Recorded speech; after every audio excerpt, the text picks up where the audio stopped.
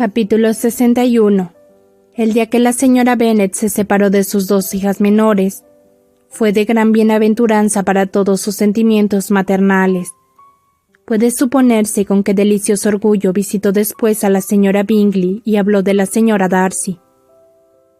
Querría poder decir, en atención a su familia, que el cumplimiento de sus más vivos anhelos al verlas colocadas a tantas de sus hijas surtió el feliz efecto de convertirla en una mujer sensata, amable y juiciosa para toda su vida. Pero quizá fue una suerte para su marido, que no habría podido gozar de la dicha del hogar en forma tan desusada, que siguiese ocasionalmente nerviosa e invariablemente mentecata. El señor Bennet echó mucho de menos a su Elizabeth. Su afecto por ella le sacó de casa con una frecuencia que no habría logrado ninguna otra cosa. Le deleitaba ir a Pemberley, especialmente cuando menos le esperaban. Bingley y Jane solo estuvieron un año en Netherfield. La proximidad de su madre y de los parientes de Meryton no era deseable ni aun contando con el fácil carácter de Bingley y con el cariñoso corazón de Jane. Entonces se realizó el sueño dorado de las hermanas de Bingley, y éste compró una posesión en un condado cercano a Derbyshire, y Jane y Elizabeth, para colmo de su felicidad, no estuvieron más que a 30 millas de distancia. Catherine, solo por su interés material, se pasaba la mayor parte del tiempo con sus dos hermanas mayores, y frecuentando una sociedad tan superior a la que siempre había conocido, progresó notablemente. Su temperamento no era tan indomable como el de Lydia, y lejos del influjo de ésta, llegó, gracias a una atención y dirección conveniente, a ser menos irritable, menos ignorante y menos insípida. Como era natural, la apartaron cuidadosamente de las anteriores desventajas de la compañía de Lydia, y aunque la señora Wickham las invitó muchas veces a ir a su casa, con la promesa de bailes y galanes, su padre nunca consintió que fuese. Mary fue la única que se quedó en la casa y se vio obligada a no despegarse de las faldas de la señora Bennet, que no sabía estar sola. Con tal motivo tuvo que mezclarse más con el mundo, pero pudo todavía moralizar acerca de todas las visitas de las mañanas, y como ahora no la mortificaban las comparaciones entre su belleza y la de sus hermanas, su padre sospechó que había aceptado el cambio sin disgusto. En cuanto a Wickham y Lydia, las bodas de sus hermanas les dejaron tal como estaban. Él aceptaba filosóficamente la convicción de que Elizabeth sabría ahora todas sus falsedades y toda su ingratitud que antes había ignorado, pero no obstante, alimentaba aún la esperanza de que Darcy influiría para labrar su suerte. La carta de felicitación por su matrimonio que Elizabeth recibió de Lydia daba a entender que tal esperanza era acariciada, si no por él mismo, por lo menos por su mujer. Decía textualmente así: «Mi querida Lizzie, te deseo la mayor felicidad.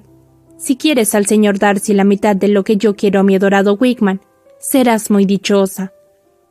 Es un gran consuelo pensar que eres tan rica, y cuando no tengas nada más que hacer, acuérdate de nosotros. Estoy segura de que a Wickham le gustaría muchísimo un destino de la corte, y nunca tendremos bastante dinero para vivir ahí sin alguna ayuda. Me refiero a una plaza de 300 o 400 libras anuales aproximadamente, pero de todos modos, no le hables a Darcy de eso si no lo crees conveniente». Y como daba la casualidad de que Elizabeth lo creía muy inconveniente, en su contestación trató de poner fin a todo ruego y sueño de esa índole, pero con frecuencia le mandaban todas las ayudas que le permitía su práctica de lo que ella llamaba economía en sus gastos privados. Siempre se vio que los ingresos administrados por personas tan manirrotas como ellos dos y tan descuidados por el porvenir, habían de ser insuficientes para mantenerse.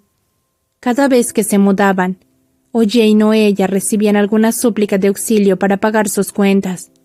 Su vida, incluso después de que la paz les confinó un hogar, era extremadamente agitada. Siempre andaban cambiándose de un lado para otro en busca de una casa más barata, y siempre gastando más de lo que podían. El afecto de Wickham por Lydia no tardó en convertirse en indiferencia. El de Lydia duró un poco más, y a pesar de su juventud y de su aire, conservó todos los derechos a la reputación que su matrimonio le había dado. Aunque Darcy nunca recibió a Wickham en Pemberley, le ayudó a progresar en su carrera por consideración a Elizabeth. Lydia les hizo alguna que otra visita cuando su marido iba a divertirse a Londres o iba a tomar baños. A menudo pasaban temporadas con los Bingley, hasta tal punto que lograron acabar con el buen humor de Bingley y llegó a insinuarles que se largasen. La señorita Bingley quedó muy resentida con el matrimonio de Darcy, pero en cuanto se creyó con derecho a visitar Pemberley, se le pasó el resentimiento. Estuvo más loca que nunca por Georgiana, casi tan atenta con Darcy como en otro tiempo y tan cortés con Elizabeth que le pagó sus atrasos de urbanidad. Georgiana se quedó entonces a vivir en Pemberley y se encariñó con su hermana tanto como Darcy había previsto. Las dos se querían tiernamente. Georgiana tenía el más alto concepto de Elizabeth, aunque al principio se asombrase y casi se asustase al ver lo juguetona que era con su hermano. Veía que el hombre que siempre le había inspirado un respeto que casi sobrepasaba el cariño, convertido en objeto de francas bromas. Su entendimiento recibió unas luces con las que nunca se había tropezado. Ilustrada por Elizabeth, empezó a comprender que una mujer puede tomarse con su marido unas libertades que un hermano nunca puede tolerar a una hermana 10 años menor que él. Lady Catherine se puso como una fiera con la boda de su sobrino, y como abrió la esclusa toda su genuina franqueza al contestar a la carta en la que él le informaba de su compromiso, usó un lenguaje tan inmoderado, especialmente al referirse a Elizabeth, que sus relaciones quedaron interrumpidas por algún tiempo. Pero al final, convencido por Elizabeth, Darcy accedió a perdonar la ofensa y buscó la reconciliación. Su tía resistió todavía un poquito, pero cedió a su cariño por él o a su curiosidad por ver cómo se comportaba su esposa, de modo que se dignó visitarles en Pemberley. A pesar de la profanación que habían sufrido sus bosques no solo por la presencia de semejante dueña, sino también por las visitas de sus tíos de Londres, con los Gardiner estuvieron siempre los Darcy en la más íntima relación. Darcy, lo mismo que Elizabeth, les quería de veras. Ambos sentían la más ardiente gratitud por las personas que, al llevar a Elizabeth a Derbyshire, habían sido las causantes de su unión.